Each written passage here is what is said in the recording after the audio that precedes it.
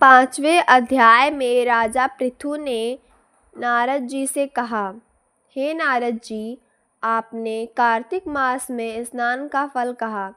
अब अन्य मासों में विधि पूर्वक स्नान करने की विधि, नियम और उद्यापन की विधि भी बतलाइए। देवर्षि नारद ने कहा, हे राजन, आप भगवान विष्णु के अंश से उत्पन्न हुए हैं, अतः यह बात आपको ज्ञात ही है। फिर भी आपको यथाचित विधान बतलाता हूँ। अश्विन मास में शुक्ल पक्ष की एकादशी से कार्तिक के व्रत करने चाहिए। ब्रह्म मुहूर्त में उठकर जल का पात्र लेकर गांव से बाहर पूर्व अथवा उत्तर दिशा में जाना चाहिए। उसके बाद जो मनुष्य मुख शुद्धि नहीं करता, उसे किसी भी मंत्र का फल प्राप्त नहीं होता है।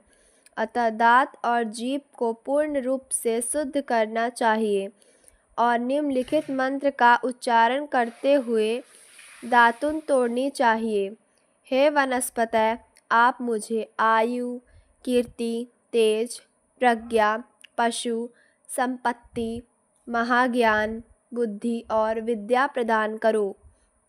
इस प्रकार उच्चारण करके वृक्ष से बाहर अंगुल की दातुन लें। दूध वाले वृक्षों से दातुन नहीं लेनी चाहिए। इसी प्रकार कपास, कांटेदार वृक्ष तथा जले हुए वृक्ष से भी दातुन लेना मना है। जिससे उत्तम गंध आती हो और जिसकी टहनी कोमल हो, ऐसे ही वृक्ष से दंत धावन ग्रहण करना चाहिए। प्रतिपदा, अमावस्या, नवमी, छठी, रविवार को चंद्र तथा सूर्य ग्रहण में दातुन नहीं करनी चाहिए। तत्पश्चात भली भांति स्नान करके फूल माला, चंदन और पान आदि पूजा की सामग्री लेकर प्रसन्न चित्त व भक्तिपूर्वक शिवालय में जाकर सभी देवी देवताओं की अर्घ्य, आचमनीय आदि वस्तुओं से पृथक पृथक पूजा करके प्रार्थना एवं प्रणाम करना चाहिए। फिर भक्तों के स्वर में स्वर मिलाकर श्री हरि का कीर्तन करना चाहिए। मंदिर में जो गायक भगवान श्री हरि का कीर्तन करने आए हों, उनका माला, चंदन, तांबुल आदि से पूजन करना चाहिए, क्योंकि देवालयों में भगवान विष्णु को अपनी तपस्या, योग और दान द्वारा प्रसन्न करते थे। परंतु कलयुग में भगवत गुणगान को ही भगवान श्री हरि को प्रसन्न करने का एकमात्र साधन माना गया है।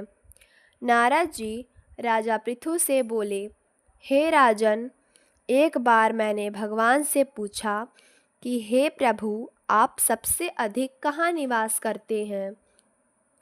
इसका उत्तर देते हुए भगवान ने कहा, हे नारद, मैं वैकुंठ या योगियों के हृदय में ही निवास नहीं करता, अपितु जहाँ मेरे भक्त मेरा कीर्तन करते हैं, मैं कहाँ अवश्य निवास करता हूँ।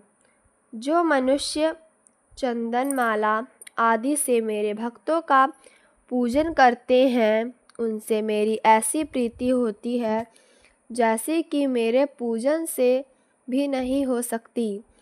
नारद जी ने फिर कहा, शिरीष, धतूरा, गिरजा, चमेली, केसर, कंदार और कटहल के फूलों व चावलों से भगवान विष्णु की पूजा नहीं करनी चाहिए। अड़हल, कंद, गिरीश, जूही, मालती और केवड़ा के पुष्पों से भगवान शंकर की पूजा नहीं करनी चाहिए।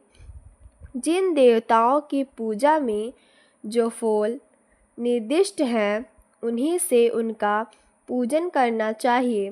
पूजन समाप्ति के बाद भगवान से क्षमा प्रार्थना करनी चाहिए, यथा, हे सुरेश्वर, हे देव, न मैं मंत्र जानता हूँ न क्रिया, मैं भक्ति से भी हीन हूँ।